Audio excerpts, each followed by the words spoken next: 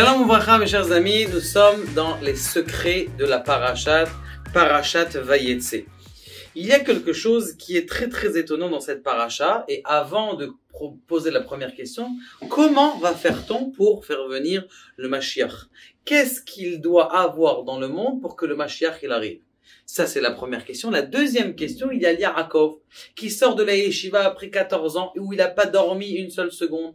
Il arrive jusqu'à Haran, où il est censé prendre une femme, se marier avec une femme, et il se dit, mais Ribono Shel Olam, tu te rends compte, je suis passé à côté du Beth Amikdash, j'ai pas prié à côté de l'endroit où mes patriarches, ils ont prié, vite, il retourne, en Kfit Sataderer, le chemin, il se rapetissait, en un pas, il est déjà arrivé là-bas. Deuxième miracle, le soleil, puisqu'il a été plus vite, le soleil, lui aussi, il se couche. Et donc, il se dit, bon, s'il doit se coucher, c'est que moi aussi je dois me coucher. Et il s'endort. Il s'endort. Sous le coussin, il n'était pas terrible. Donc, il met sous sa tête, il met des pierres. Des pierres autour de son corps pour pas être attaqué par des bêtes féroces. Et ce qui se passe, c'est que toutes ces pierres, il en a mis 12, elles commencent à se battre les unes avec les autres. Il a dit, Alaï, Yaniyar, Tzadik et Roshi, c'est sur moi que le Tzadik, il va mettre sa tête. Toutes les pierres, elles se battent. Elles se battent et en fin de compte, ce qui se passe, il y a une fusion de toutes ces pierres-là qui se mettent tous sous la tête de Yaakov et il dort sur un bon coussin, Baruch Hashem. Ce coussin-là, c'est Kaniré, c'était le Even Hachetia, la pierre. Vous savez qu'il y a, ce n'est pas une mosquée, mais où il y a le dôme en doré, il y a là-bas une pierre, c'est cette pierre où Yitzhak, il a été immolé et où Yaakov, il a dormi là-bas. Maintenant, après, il a dit, oh là là, je savais pas qu'il fallait que je dorme, tu te rends compte? C'est un endroit extraordinaire, c'est la porte du ciel. Maintenant, il faut se poser la question, pourquoi, toutes ces pierres-là, elles commencent à bouger, il met en dessous de sa tête des pierres, prends un coussin, il devait avoir des affaires, je sais pas, quelque chose. Pourquoi est-ce qu'il met spécialement une pierre et pourquoi elles se battent? Ah bah, t'es sous les pieds, t'es sous la tête, pourquoi est-ce qu'il y a besoin de cette bagarre? Et en plus, il a dit, il a mis Even Mera'a Shotav, cette pierre-là, elle s'est unie comme s'il fallait quelque chose qui est une union qui se passe pour que il y ait ce rêve-là. Et en fin de compte, qu'est-ce qui se passe? Yaakov, il vient et il rêve, il voit cette échelle-là, et cette échelle où il y a 4 anges qui montent, ces 4 anges, ça fait référence aux 4 exils que le peuple d'Israël va passer. Maintenant, la dernière question qui se pose, et peut-être vous vous êtes posé la question une fois, il y a ce qu'on appelle la nuit, lorsqu'on se lève à minuit ou à 11h30 en Israël en hiver et en été à minuit et demi, pour faire le tikkun Hatzot et le tikkun Léa. A priori, c'est quoi ce tikkun Léa, tikkun Rachel? Moi, je connaissais les 4 matriarches, Sarah, Rachel, Rivka, Rachel, Léa, mais c'est quoi ça, ce tikkun Léa, tikkun Rachel, la réparation de Rachel, la réparation de Léa? Qu'est-ce que c'est ces moussagim? Eh bien, mes chers amis, nous allons rentrer dans des sujets un petit peu de secrets de la Torah qui sont très importants et qui sont éclaircis chez moi grâce à un sefer extraordinaire qui est un sefer en vérité de Rav Isaac Raver, un sefer de priori de Kabbalah d'un des élèves du comment on appelle ça, du Gaon de Vilna. Et il dit comme ça, il dit, il faut que tu saches quelque chose il y a dans le monde 2 sortes de mondes. Il y a ce qu'on appelle Alma Deit Kassia, un monde qui est couvert, Ve Alma Deit Galia, et un monde qui est découvert. Ça va devenir plus clair dans les quelques minutes qui va arriver. Rachel, elle est ce monde-là qui est découvert, qui est dévoilé, et Léa, c'est ce monde qui est caché. Qu'est-ce que ça veut dire? Il dit encore le Rav Isaac Raver que Léa fait référence au monde futur et aux miracles qui sont au-dessus de la Teva, alors que Rachel, c'est un monde qui est déjà découvert. Je vous pose la question, est-ce que c'est un miracle lorsque vous voyez une orange qui est orange et qui sort d'un arbre? C'est un miracle?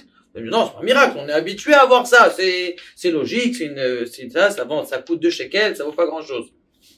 D'ailleurs, Agav, c'est ce qui est très rigolo, je sais pas si vous avez vu ces vidéos là dans lesquelles il y a un pâtissier qui fait des fruits tout en chocolat, et c'est exactement ça ressemble. Maintenant, lui, son fruit là, qu'il a fait, combien ça doit coûter? au moins 500, 600 shekels. Il a mis ça, il a mis 4 heures pour faire ses fruits qui ressemblent à des fruits. Alors que les fruits qu'il y a dans l'arbre, combien ils coûtent?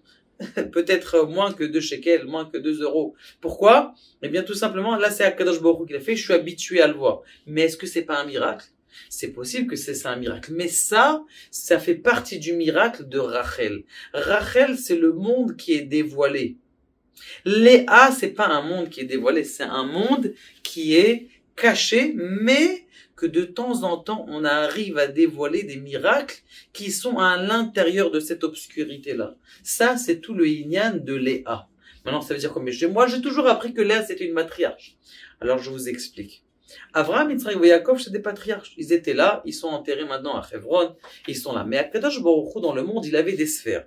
Ces sphères-là de lumière qui étaient présentes dans le monde, il fallait qu'elles aient une matérialisation dans ce monde-là. Et quand ils ont une matérialisation dans ce monde-là, eh bien, justement, cette lumière, elle va pouvoir descendre au plus bas possible.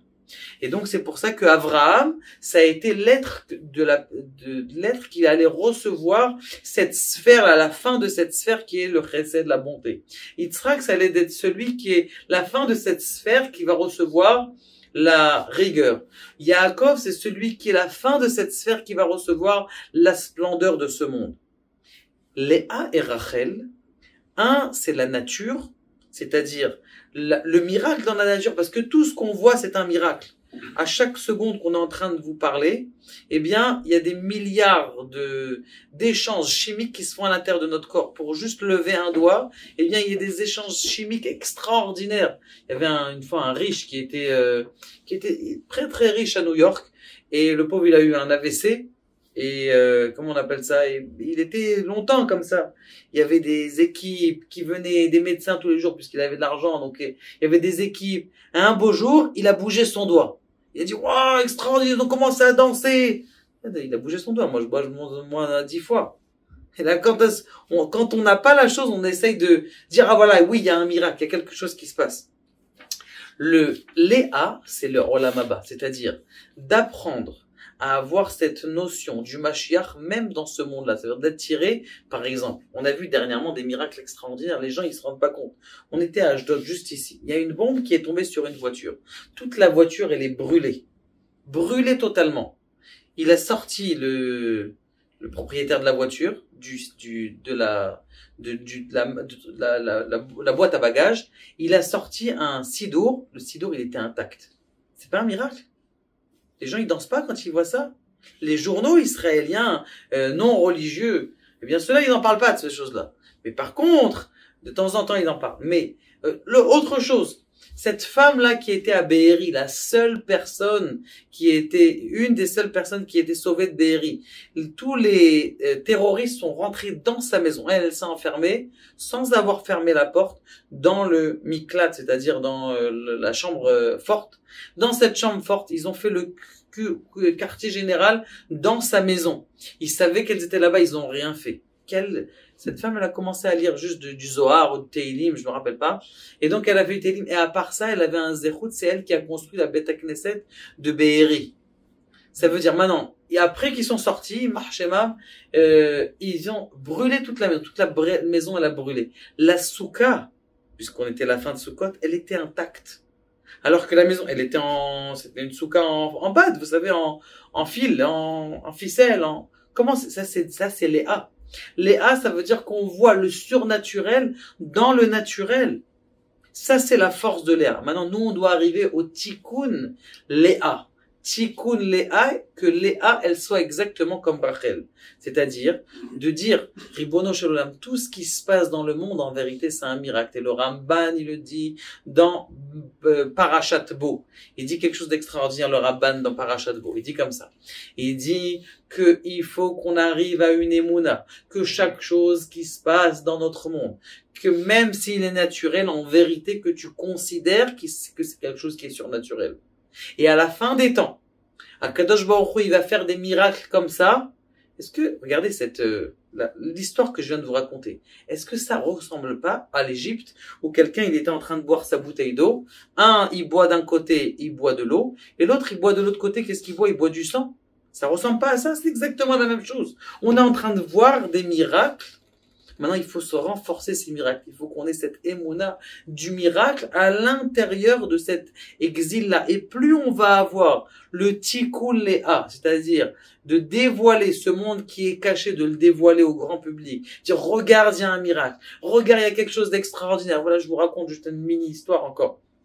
Il y a un soldat, il a pris sur lui, vous savez que pour fermer ses chaussures, il faut fermer d'abord, mettre dans la droite, après la gauche, fermer la gauche et mettre la droite.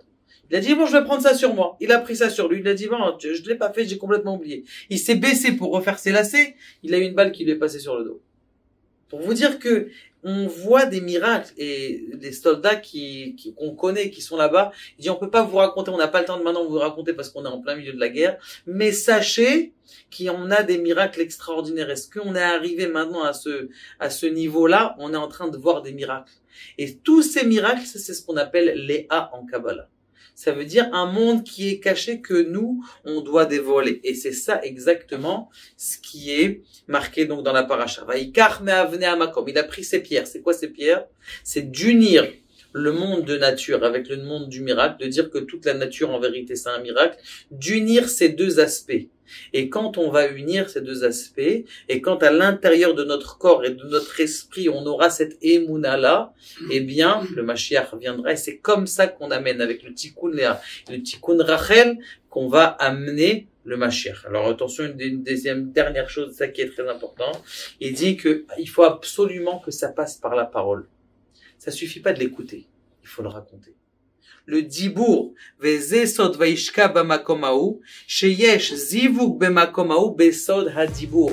C'est quoi hadibour? C'est-à-dire d'utiliser ta parole pour raconter ce miracle et divulguer la émouna, même si tu es petit tout autour de toi. Baruch Adonai, la olam, amen, amen.